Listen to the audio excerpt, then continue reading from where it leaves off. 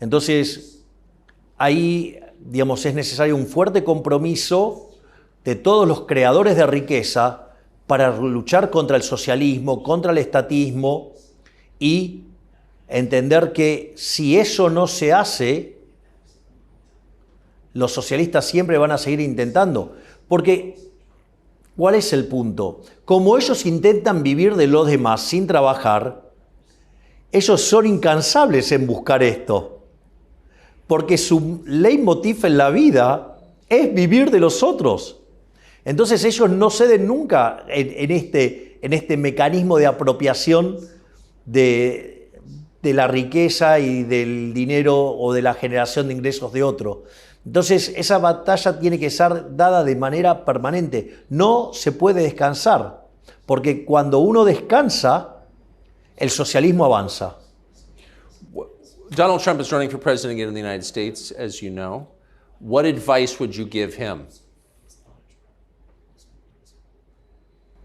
Que continúe con su lucha en contra del socialismo, porque es uno de los pocos que entendió cabalmente que la pelea es contra el socialismo, que la pelea es contra los estatistas, y comprendió perfectamente que la generación de riqueza proviene del sector privado. Es decir, el Estado no crea riqueza, el Estado la destruye. El Estado no puede dar nada porque no produce nada, y cuando lo quiere hacer además lo hace mal. Entonces, me parece que si yo, desde mi pequeño lugar, lo único que podría decirle es que redoble los esfuerzos en la misma dirección de defender las ideas de la libertad y de no darle tregua ni un solo segundo a los socialistas. Do you see the climate change movement as part of the same socialist agenda? Sí, es parte de la agenda socialista. De hecho,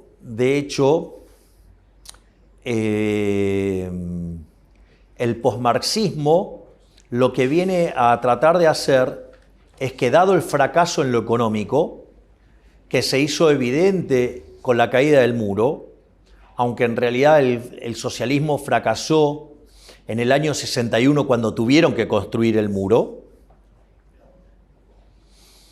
en rigor, ellos frente a esa derrota trasladaron la lucha de clases a otros aspectos de la vida.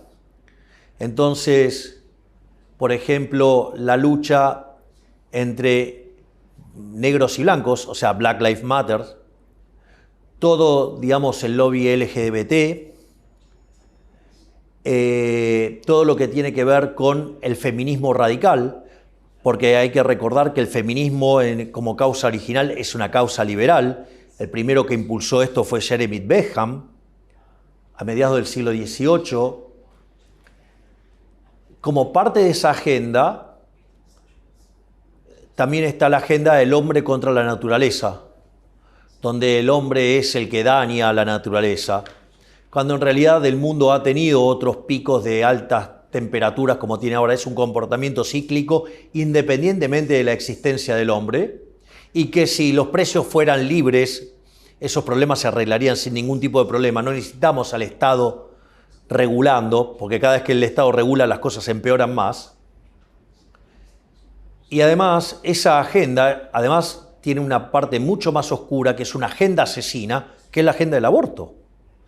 Porque como consecuencia de que los humanos le hacen mal al planeta, entonces promueven el asesinato de personas en el vientre de la madre, que es el aborto.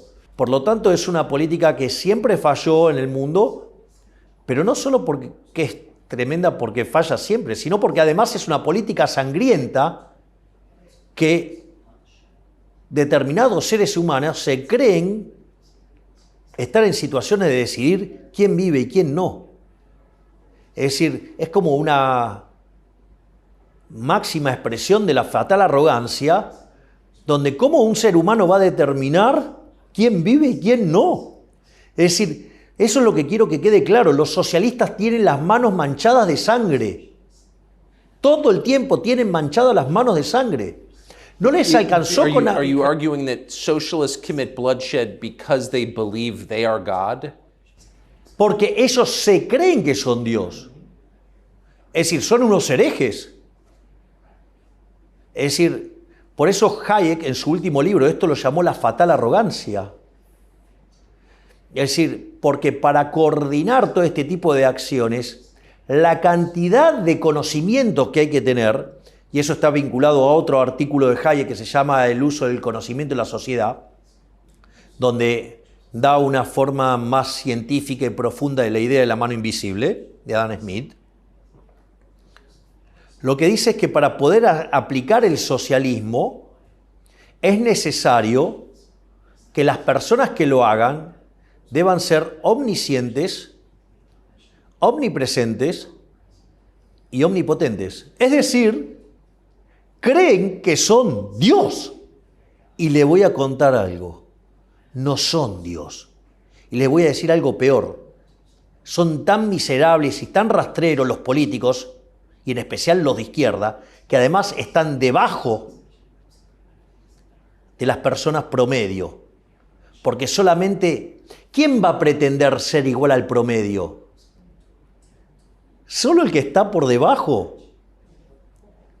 Por lo tanto, es la agenda de los envidiosos. La envidia es un pecado capital. De eso nada bueno puede salir. Del asesinato nada bueno puede salir. Del robo nada puede salir.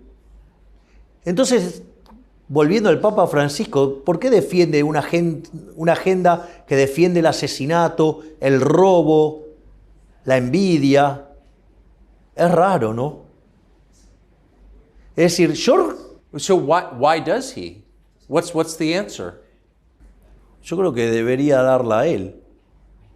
Es decir, porque a la luz del debate, a la luz de la evidencia empírica, él es el que tiene que dar explicaciones de por qué defiende una organización económica que conduce a la pobreza, a la miseria, a la violencia, a la decadencia, y que si los dejaran, destruirían el mundo. Sería una explicación, que lo explique él. Yo no soy socialista, yo soy liberal, libertario. You've said that as president of Argentina, you will not do business with China. De hecho, no solo no voy a hacer negocios con China, no voy a hacer negocios con ningún comunista. Es decir, a ver, yo soy un defensor de la libertad, de la paz y de la democracia. Los comunistas no entran ahí. Los chinos no entran ahí. Putin no entra ahí. Digamos, Lula no entra ahí. Es decir, nosotros queremos ser el faro moral del continente. Nosotros queremos ser los defensores de la libertad, de la democracia, de la diversidad, de la paz. Entonces, nosotros desde el Estado no vamos a promover ningún tipo de acción con comunistas, ni socialistas. Eso no quiere decir que los argentinos no puedan comercializar. Si quieren comercializar con China, con Rusia, con Brasil, con quien sea, problema de los argentinos. Do you pray for wisdom and guidance? Bueno,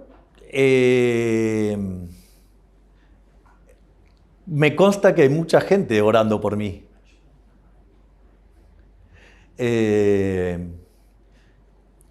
A mí me da mucha felicidad mucha gente que, por ejemplo, va al Kotel, o sea, al Muro de los Lamentos en Israel, y dejan peticiones por mí.